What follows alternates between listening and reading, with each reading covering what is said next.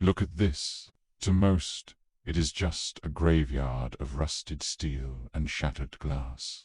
A skeleton sinking slowly into the mud, forgotten by the roads it once traveled. People walk past a wreck like this and see an ender pile of scrap metal waiting for a furnace. But look closer. Beneath the peeling paint and the layers of dust is a foundation that has already weathered 1,000 storms. Today, we aren't just cleaning up a mess. We are reclaiming a story.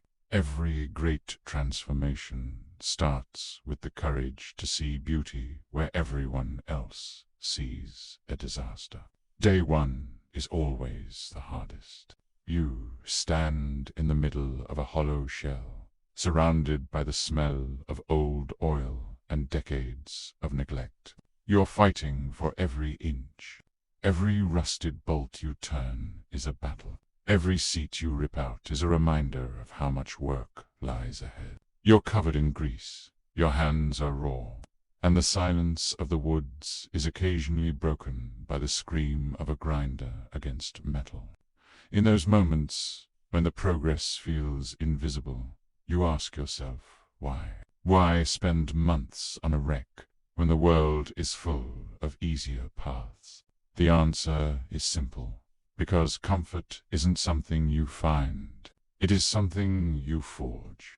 There is a specific kind of medicine in the manual labor of restoration. It's the realization that you have the power to change the reality in front of you. As the rust falls away, you aren't just cleaning a bus. You're clearing your own mind. You're stripping away the noise of a world that tells you to always buy new, to always want more, and to never settle for what is broken. But the broken things have the most soul. They have the most to teach us about resilience. Slowly, the transition begins. The cold, industrial echo of the metal starts to soften. The smell of fresh cedar planks begins to replace the scent of decay. You frame the walls, and suddenly, the bus doesn't feel like a machine anymore. It starts to feel like a ribcage, protecting something precious. You're putting in the insulation, layering in the warmth, and creating a boundary between you and the elements. You realize that the most difficult part of the build wasn't the heavy lifting, it was the patience.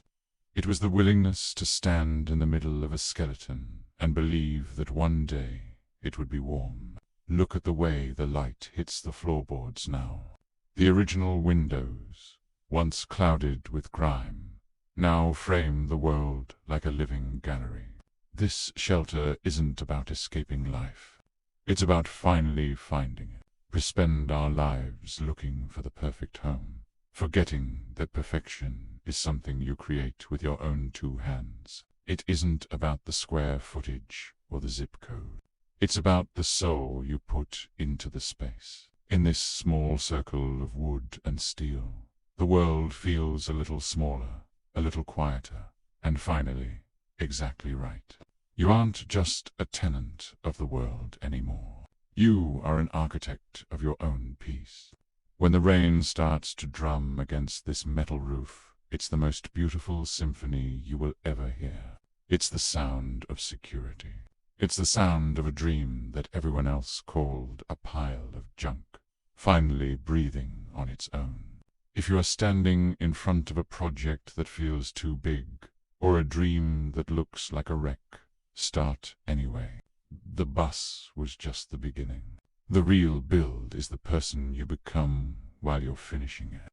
Don't wait for the perfect conditions. Take the abandoned pieces of your life and build something beautiful. Because at the end of the day, a home isn't where you land, it's what you build when you decide to stop running.